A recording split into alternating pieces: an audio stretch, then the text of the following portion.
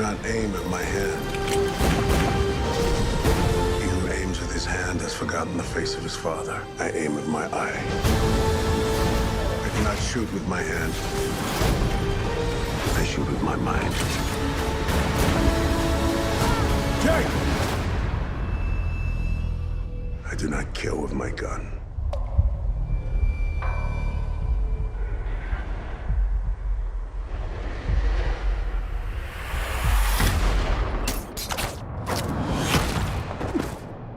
I kill with my heart.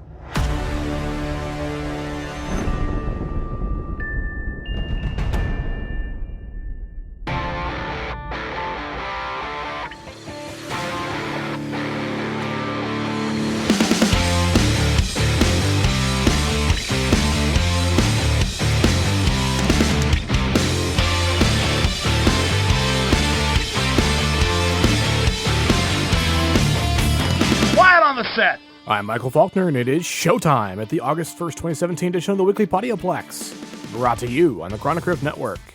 This week's birthdays include Yvonne Strahovski from Chuck, director Christopher Nolan, J.K. Rowling, creator of Harry Potter, Dean Cain, the Superman of the 1990s, current Aquaman Jason Momoa, Mary Louise Parker from Weeds and The West Wing, as well as Martin Sheen from The West Wing, Evangeline Lilly from Lost and Ant-Man, Daniel Day Kim from Lost and Hawaii Five-0, Jesse Williams from Grey's Anatomy, President Barack Obama, and Susan Bennett, the voice of Siri. Starting with the box office report, Spies and Poop were not enough. At number 10 is Wonder Woman, down 1 from 9th. At number 9 is Baby Driver, down 2 from 7th. At 8 is Valerian and the City of a Thousand Planets, down 3 from 5th. In 7th is Despicable Me 3, down 1 from 6th. And finishing out this week's spot on 5 is War for the Planet of the Apes, down 2 from 4th. The top 5 this week begin with Spider-Man Homecoming, down 2 from 3rd with $13.3 million and a total of $278.2 million. In 4th place is new release Atomic Blonde, premiering to $18.3 million. Expectations were around the $20 million mark, so this is a little low. Similar R-rated spy hitman film John Wick, which was partially helmed by Atomic Blonde's director David Leitch, premiered slightly lower 3 years ago. Audiences gave Atomic Blonde a B, and critics gave it a 75% rating. In 3rd place is Girls Trip, down 1 from 2nd with $19.6 million to a total of $65.1 million. In 2nd is new release The Emoji Movie, debuting at $24.5 million. That's number 6 on Sony Pictures Animation's all-time chart, behind both Cloudy with a Chance of Meatballs flicks, both Hotel Transylvanias, and The Smurfs. Audiences gave it a B, but critics were nearly polar opposites, with a 6% reception. This week's winner is Dunkirk, earning $26.6 million in its second week, for a total of $101.3 million. Let's close out the box office report with the look was winning in years gone by. 5 years ago in 2012, The Dark Knight Rises took number 1 for a third and final week with $35.7 million. 10 years ago in 2007, The Bourne Ultimatum won the weekend with $69.3 million. The Bourne Ultimatum broke Rush Hour 2's record for the highest weekend debut in August. 20 years ago in 1997, Air Force One said, "Get off my plane," one last time to the tune of $25.7 million. 30 years ago in 1987, The Living Daylights took the title with $11.1 million, and 40 years ago in 1977, Star Wars won the box office crown with $5 million in its 10th weekend of release.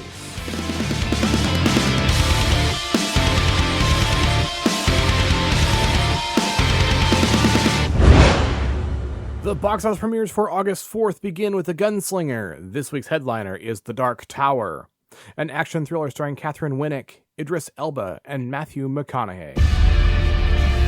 The war is over, old friend.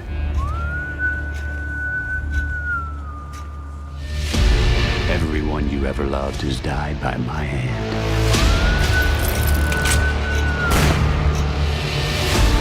No matter what you do, the tower will fall. Death always wins. The Dark Tower. The last gunslinger, Roland Deschain, has been locked in an eternal battle with Walter O'Dim, also known as the Man in Black, determined to prevent him from toppling the Dark Tower, which holds the universe together. With the fate of the worlds at stake, good and evil will collide in an ultimate battle as only Roland can defend the tower from the Man in Black. The Dark Tower is rated PG-13.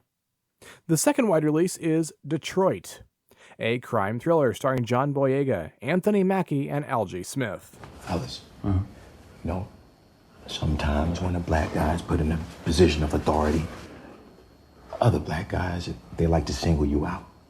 Okay, because I'm not supposed to tell them what to do. When we have these conversations, we do them in stages, okay? Stage 1, witnesses. Stage 2, suspects.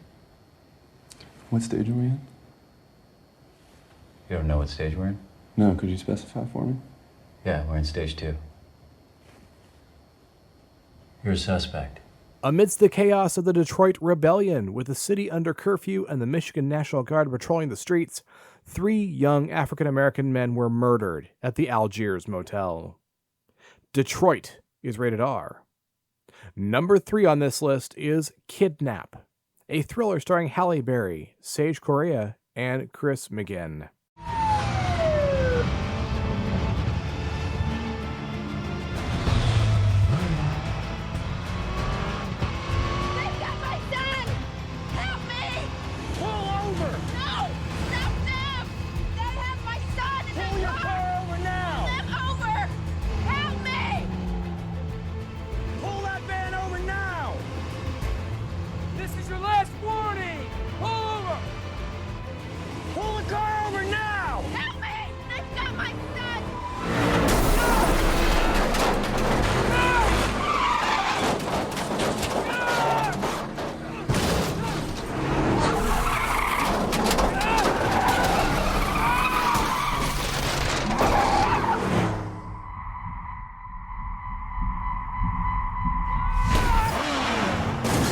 A mother stops at nothing to recover her kidnapped son. Kidnap is rated R. There are also 3 titles on this week's limited slate, and you can find those in the show notes. Next up, let's look at the home entertainment slate for the week of August 1st, and I'll begin with new release on DVD and Blu-ray, and that list kicks off with Going in Style, a crime comedy starring Morgan Freeman, Michael Caine, and Alan Arkin. Desperate to pay the bills and come through for their loved ones, 3 lifelong pals risk it all by embarking on a daring bid to knock off the very bank that absconded with their money. Going in Style is rated PG-13. Number 2 on the list is The Circle, a sci-fi thriller starring Emma Watson, Tom Hanks, and Karen Gillan. A woman lands a job at a powerful tech company called The Circle, where she becomes involved with a mysterious man. The Circle is rated PG-13. And number 3 on the list is All About the Money, an adventure comedy starring Danny Trejo, Casper Van Dien, and Lynn Chaillet. 2 down-on-their-luck buddies are convinced by a third to take a vacation to Colombia. Only after landing in the third world country do they realize that they are there to attempt the capture of the United States' most wanted criminal. With no military training, these friends ensue on an insane and action-packed adventure as they try to track down the criminal to claim the $25 million bounty on his head. All About the Money is not rated. Swinging by new release on digital video, I have one title to share. That one is Alien Covenant, a horror thriller starring Michael Fassbender, Catherine Waterston, and Billy Crudup. Bound for a remote planet on the far side of the galaxy, the crew of the colony ship Covenant discovers what they think is an uncharted paradise, but it's actually a dark, dangerous world whose sole inhabitant is the synthetic David, survivor of the doomed Prometheus expedition. Alien Covenant is rated R.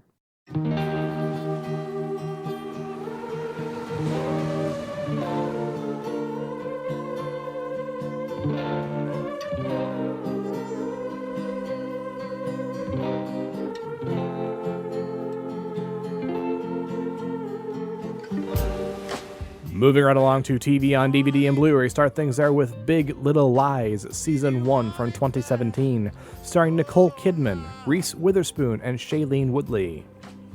Big Little Lies is based in the tranquil seaside town of Monterey, California, where nothing is quite as it seems.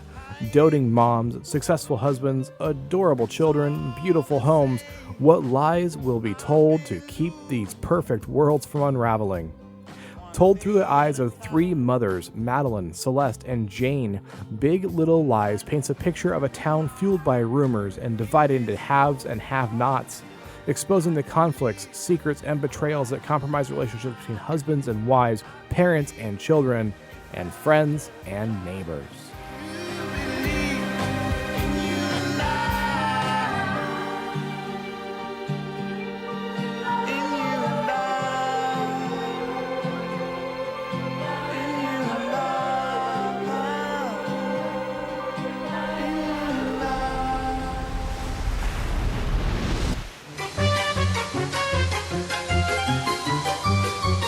The other TV title this week is The Secret World of Alex Mack, the complete series, spanning 1994 to 1998 and starring Larissa Oleynik, Meredith Bishop, and Darius Love.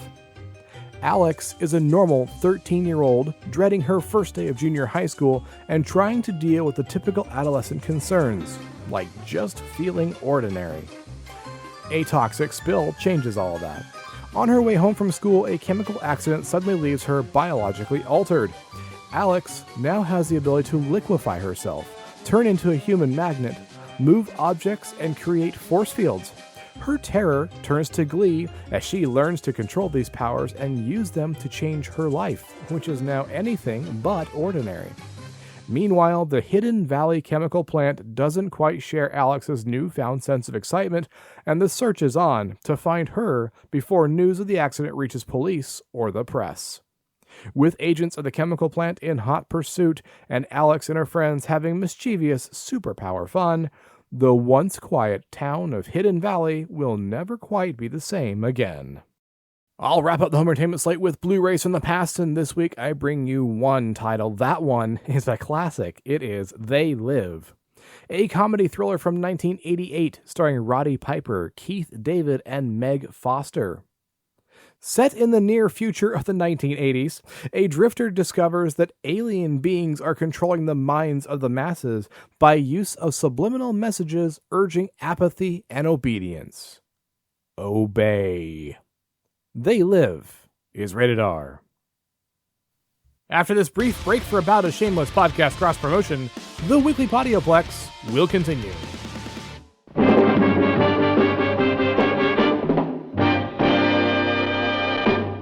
Emergency. Batman speaking. Warning all of you to brace yourselves for big news. The biggest. Tell them, Robin. Holy superlatives, Batman. It's really exciting. Greetings, citizens. Join me, your old bat chum, John S. Drew, on my journey to discover what it is I love about the classic 1966 Batman television series on the Batcave podcast.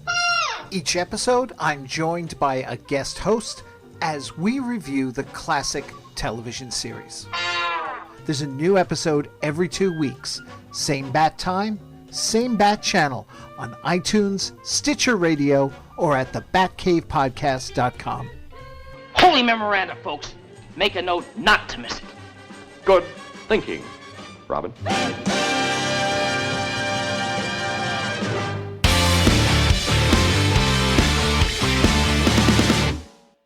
And welcome back to the Weekly Podioplex. I'm Denise with your Quick Flicks.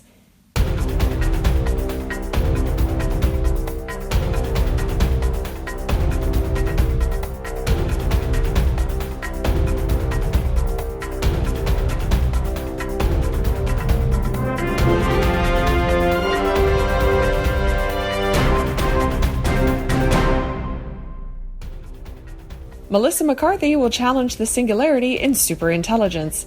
It always makes me happy when a new Melissa McCarthy movie comes out. I love her so much.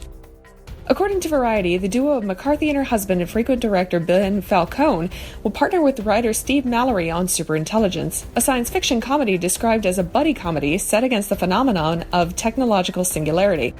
a high-concept hypothesis that says humans will one day create artificial intelligence that will change the progress of the human species as we know it.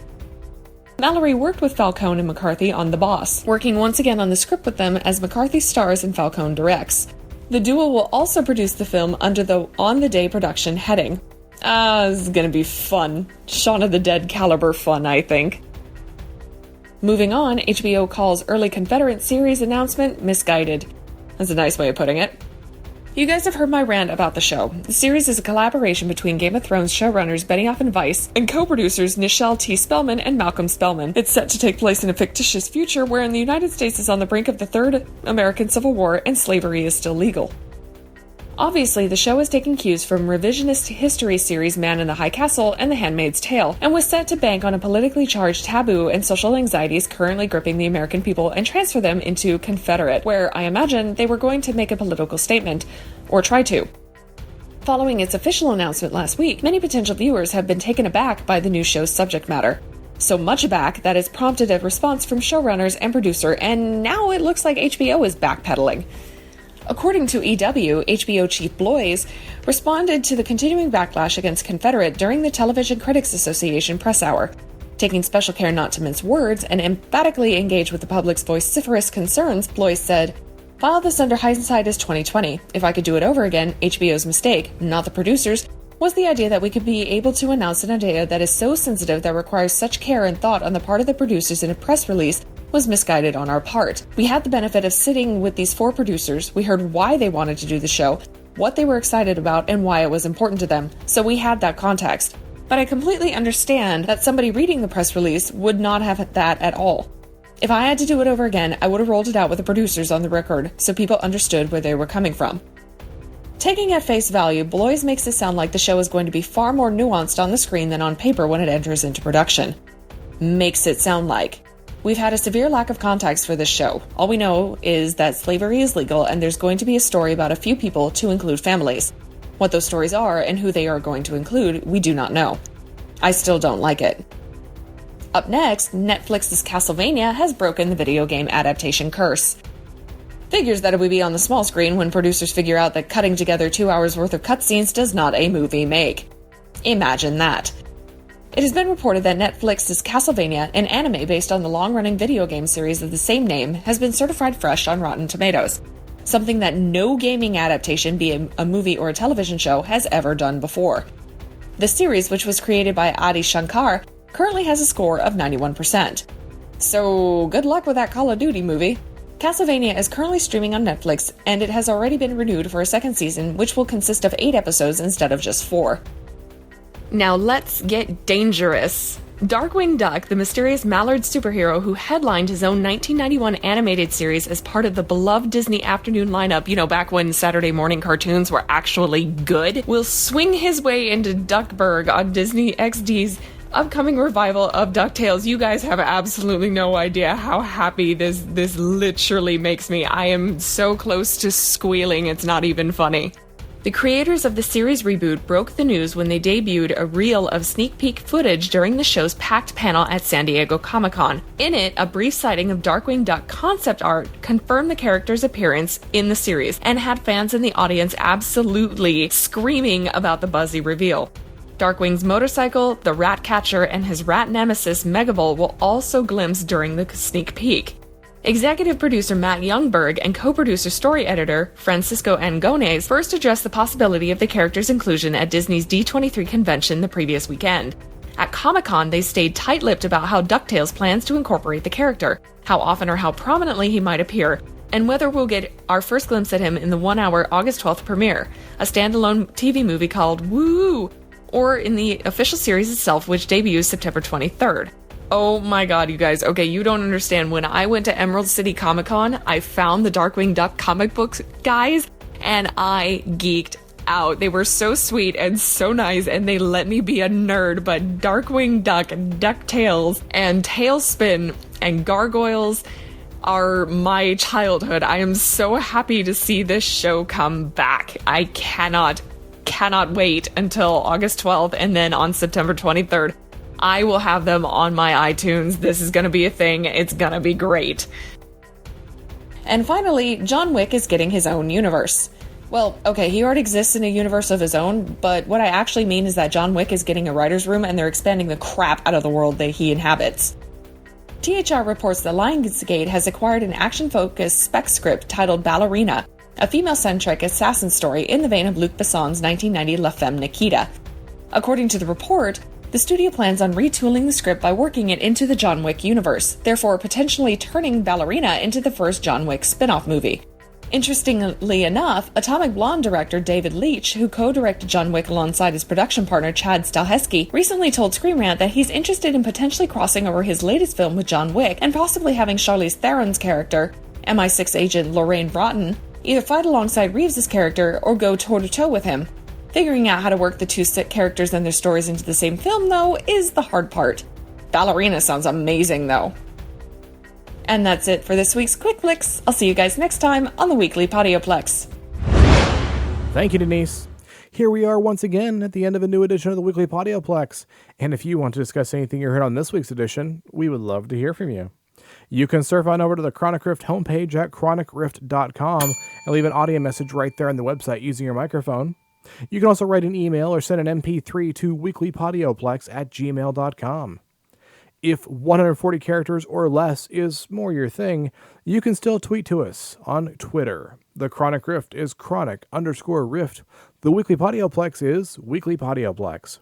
Denise is Riley James Keith, and I am Womprat99, like the creature Luke Bullseye in his T16 in his Beggar's Canyon. You can give the Chronic Rift a thumbs up on Stitcher Radio, leave us a review on iTunes, and you can find the Weekly Podioplex and the Chronic Rift on Facebook.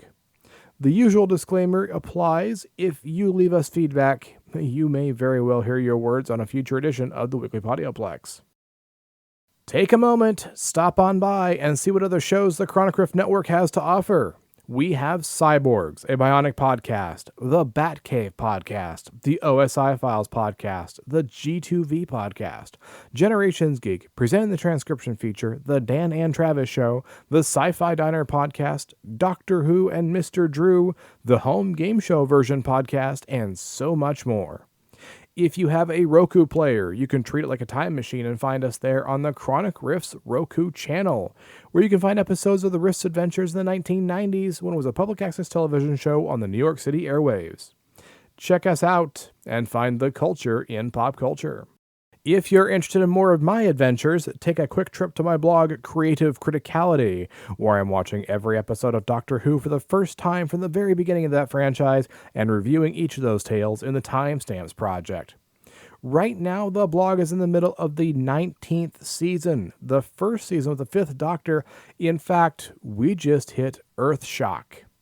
And those reviews can be found at creativecriticality.wordpress.com. You can also find Creative Criticality on Facebook. Denise can also be found on the internet at Accessories Not Included, where she talks about her writing, reviews books, and offers her services as a cover designer. If you want a sample of her work, go check out Creative Criticality. She designed our logo. It's beautiful work. Check her out at accessoriesnotincluded.com. If you decide to pick up any of this week's new releases, why not do it through our Amazon store? You get the newest entertainment at Amazon's low prices and high-quality service, and each purchase you make at that store supports the Chronic Rift Network. Your support keeps us on the air, and we appreciate your consideration. Look for the links to our best bets and the network store in our show notes, or click the Amazon box on the website. The Weekly Podioplex is a Lucky Shot production and is produced by John S. Drew. On behalf of Denise and John, this is Michael Faulkner. Thanks for listening. Until next time, there are adventures in drama, comedy, and action, worlds to explore in the depths of film. Get some popcorn, find your favorite seat, and I'll see you at the theater.